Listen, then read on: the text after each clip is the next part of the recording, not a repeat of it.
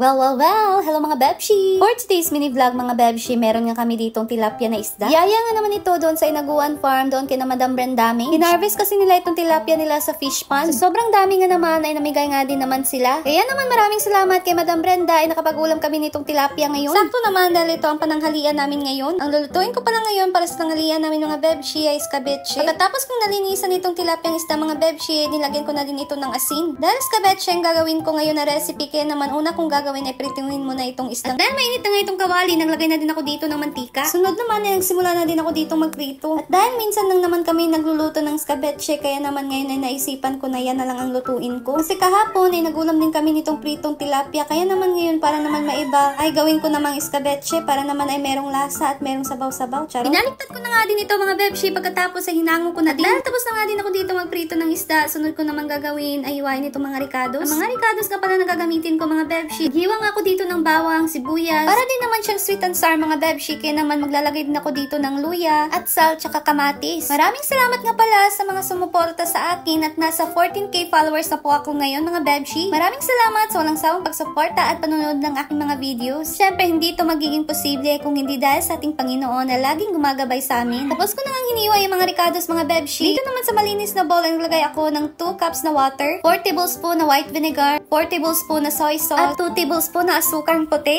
Halo-haloin lang yan mga bebshi hanggang sa ma-dissolve yung sugar. Dito naman sa kawali ay naglagay ako ng mantika. Tapos naman gigisahin ko itong bawang at sibuyas. Halo-haloin lang yan mga bebshi hanggang sa medyo maluto na nga din. At sinunod ko na ding isawag ang luya. Pagka-escabeche nga din naman mga bebshi, niraramihan ko din yan ng luya dahil nga kumakain din kami niyan, lalo na si Habi. Pagkatapos naman ay nilagay ko na itong tubig na may toyo, suka at asuka. Sunod naman mga bebshi, halo-haluin lang yan. And then lagyan mo ng paminta kahit yung buo or itong durog. Naglagay na din ako dito ng 1 tablespoon na ketchup. Pero mga bebshi, optional lang yan and pwede naman na hindi na kayo maglagay. Pero kung gusto nyo na may kulay, perfect din naman yung ketchup. Sunod naman mga bebshi, lagay na nga din ng kamatis at tatsal. Sa 2 tablespoon din na tubig, naglagay din ako ng 1 tablespoon na cornstarch. Pagkatapos naman ay hinalo ko na din dito para naman medyo mag-sticky yung sabaw. Nang medyo kumulo na mga bebshi, luto na nga din ito. Hinango ko na ito mga bebshi, tapos nilagay ko na dito sa pritong isda na tilapia. Kumakain din ba kayo nitong escabeche mga bebshi? Ano naman ang recipe nyo nito mga bebshi? Comment down below lang mga bebshi. Simpleng version lang ito ng escabeche ko mga bebshi, kaya naman ay pwede nyo din itong gayahin, napakadali lang naman. Sabi naman ang susunod na gagawin ay kakain na din ako, charot. Kaya naman samahan nyo kung kumain mga bebshi.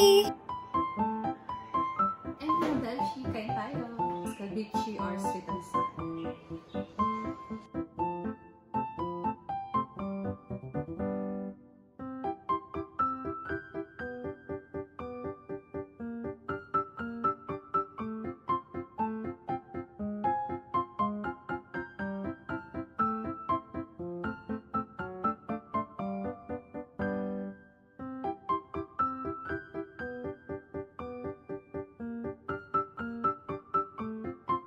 Simpleng recipe lang mga bebshi, pero ang sarap-sarap. Kaya naman that's all for today. See you to my next video. Bye!